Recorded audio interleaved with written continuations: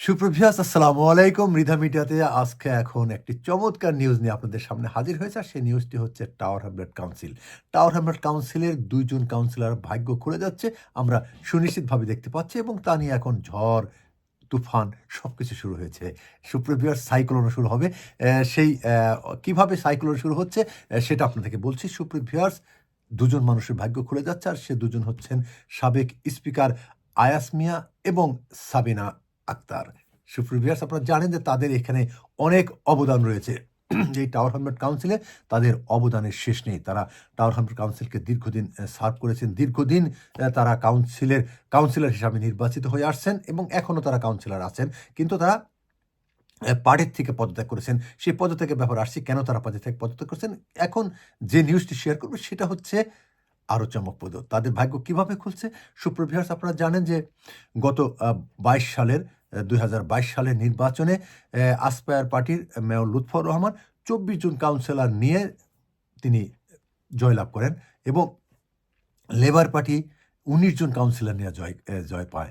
সুপ্রিভিয়ার্স আপনারা জানেন যে যারা সংখ্যাগরিষ্ঠ তারা এখানে সংসদ গঠন করবে, অর্থাৎ তারা কাউন্সিল পরিচালনা করবেন। সেই হিসাবে মেয়র লুৎফর রহমান তিনি তার নিজস্ব কাউন্সিলরদের দিয়ে তিনি কাউন্সিল গঠন করেছেন। কিন্তু কাউন্সিল গঠনের কিছুদিন পরেই আমরা দেখলাম তার সবচেয়ে বিশ্বস্ত বন্ধু বলে আমরা জানতাম তিনি হচ্ছেন সাবেক ডেপুটি মেয়র ওহিদ আহমেদ। তিনি পদত্যাগ করলেন। একটি ঝক্কি ঝামেলা প্রথমেই যেন মেয়র লুৎফর রহমানের কাছে এসে পৌঁছল। যাই হোক তিনি সেটা সামলে উঠলেন। কিন্তু কিছুদিন পরে আমরা এই সম্প্রতি দেখলাম আরেকজন কাউন্সিলর, তিনিও তার খুব বিশ্বস্ত বলে আমরা জানতাম। তিনি হচ্ছেন কবির হোসেন। কবির হোসেনও পদত্যাগ করলেন। দুজন যখন পদত্যাগ করেছেন তখন কিন্তু লুৎফর রহমান অনেকটা লড়ে সরে বসছেন, অর্থাৎ তিনি সজাগ হয়েছেন যে তার নিজস্ব লোকগুলো, তার বিশ্বস্ত লোকগুলো কেন দূরে সরে যাচ্ছে। আসছি আরেকটু ঘটনায়। সে ঘটনা হচ্ছে যে এখন ৪ জন পদত্যাগ করার একটি গুঞ্জন শোনা যাচ্ছে। আরও ৪ জন কাউন্সিলর আসপায়ার পার্টি থেকে, অর্থাৎ বর্তমান ক্ষমতাধর মেয়র লুৎফর রহমানের দপ্তর থেকে, অর্থাৎ তার পার্টি থেকে আরও ৪ জনের পদত্যাগের একটি গুঞ্জন শোনা যাচ্ছে। সুপ্রিভিয়ার্স গুঞ্জন শোনা যাচ্ছে এবং গুঞ্জন শোনার পরে আমরা জানি যখনই কিছুটা গুঞ্জন শোনা যায় তখনই কিন্তু সে আস্তে আস্তে সেটা কার্যকর শুরু হয়। আমরা খুব সহসায় দেখতে পাবো বলে আশা করছি এবং আপনাদের জানাতে পারবো। সুপ্রিভিয়ার্স এখন হচ্ছে যে আয়াস মিয়া এবং সাবিনা আক্তার কীভাবে ভাগ্য খুলছে। যদি আরও ৪ জন পদত্যাগ করেন তাহলে নিশ্চয়ই লুৎফর রহমানের যে ক্যাবিনেট আছে সেই ক্যাবিনেট তিনি আর গঠন করতে পারবেন না। কেননা তখন তার সংখ্যাগরিষ্ঠতা কমে যাবে। অর্থাৎ টাওয়ার হ্যামলেট কাউন্সিলে ৪৫ জন কাউন্সিলর, অর্থাৎ 45 কাউন্সিলর এখানে কাউন্সিলে নির্বাচিত হন। যারা মেজরিটি থাকেন তারাই কাউন্সিল পরিচালনা করেন। এখন যেহেতু তার ২ জন অলরেডি পদত্যাগ করেছেন এবং আরও ৪ জন পদত্যাগের পাইপলাইনে, অর্থাৎ গুঞ্জন শোনা যাচ্ছে তারাও পদত্যাগ করবেন খুব সহসায়।